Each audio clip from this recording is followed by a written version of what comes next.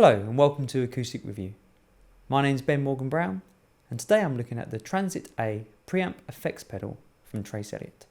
The Transit-A features boost, delay, chorus and reverb effects for acoustic guitar, 3-band EQ with plus or minus 15 decibels at 100, 600 and 4000 Hz, a pre-shape EQ button for bass and treble boost and mid-cut, a sweepable notch filter, pre and post EQ DI outputs, stereo line outputs, a phase reversal switch, a built-in chromatic tuner that mutes the output for silent tuning, a switchable input impedance of 110 kiloohms or 10 megaohms, and it has an RRP of £435. The Transit-A is full of features, and Elliot's reputation for building quality amplification hopefully means that it's going to sound great as well. So let's have a listen to the pedal now and then come back afterwards for my thoughts.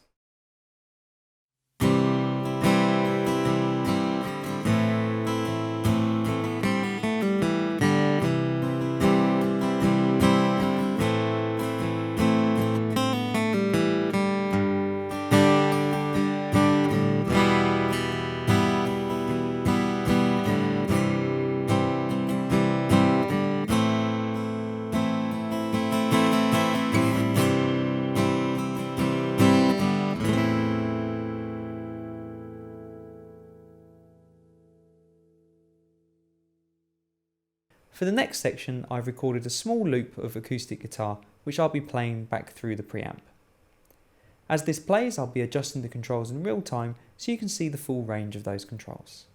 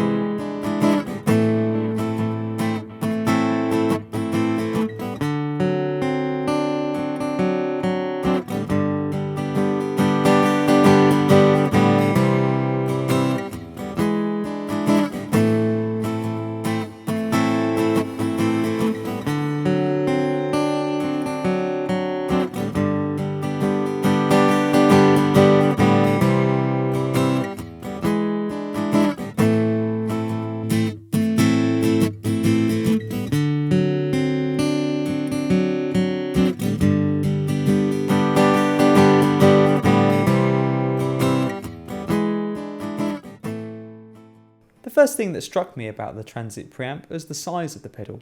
It's quite a hefty bit of kit, and in fact I'm quite glad that it does come with its own little bag to carry it in, because I think you'd struggle to fit it in your hard case or a gig bag along with your other equipment. It has the typical Trace-Elliot green and black colour scheme, and the whole thing has a no-nonsense feel to it. Although, to be honest, the amount of controls and switches on the front of the pedal are a little bit mind-boggling at first. Once you work out what's what though, the controls are pretty self-explanatory, with the exception of the pre-shape button, which on our example we have here is not clearly marked, even though it is clearly marked on the pictures on the box and in the manual. The pedal seems very well made, and I like that the lights around the controls also switch on as well as the foot switch when the effects are active. I imagine this would be very handy at a gig, as it's very easy to tell straight away which effects are on and which effects are off. The EQ controls are centred around frequencies which are very useful for acoustic guitar. The treble allowed me to dial in some brightness without getting too brittle. The mid helped me deal with a little bit of honkiness in that area. And the bass control allowed me to add some body without getting too boomy. Obviously at the extremes of the controls there were some unpleasant sounds, but most of the range of the EQ section is very musical. The notch filter easily tames some hot notes that might lead to feedback on a live stage, and the pre-shape gives you another option if you need to EQ a separate instrument, or also if you need a different sound for different songs. The boost effect is very handy if you need to bring the level up for solos, and it seemed to be neutral with its EQ and with a good amount of volume on tap.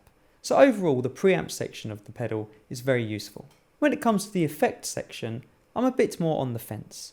To my ear the chorus went from too subtle to too much a little bit too quickly, though to be fair I'm not particularly a fan of chorus on plugged in acoustic guitar, so perhaps I'm not the target audience for that particular effect. The delay worked as a nice thickener at lower levels, but it was a little bit murky, so if you really wanted to hear the repeats, you did have to crank the level and the feedback up to quite high levels, and that could lead to quite a bit of mud getting introduced to the sound. The reverb again I felt went from subtle to over the top quite quickly, and at high settings it was quite splashy. Having said that, at the lower settings it did give a nice ambience to the sound. The built-in tuner is handy and seemed to track pretty well, and I like the fact that all the lights turn off and are used for pitch reference. Not only does that make that very easy to see if you're flat or sharp, but it also means that I think there's less likely to be those moments on stage where you go, why is all the sound gone? And you realise it's because you've got the tuner turned on, because it's very clear that nothing else is turned on when you're using the tuner. I feel like this is a pedal of two halves. The preamp section has some very good EQ, a notch filter is always useful. The addition of a pre-DI means that you can send a signal to the house that won't be affected by any adjustments you make to a signal that you could be sending to an amplifier or a monitor on stage.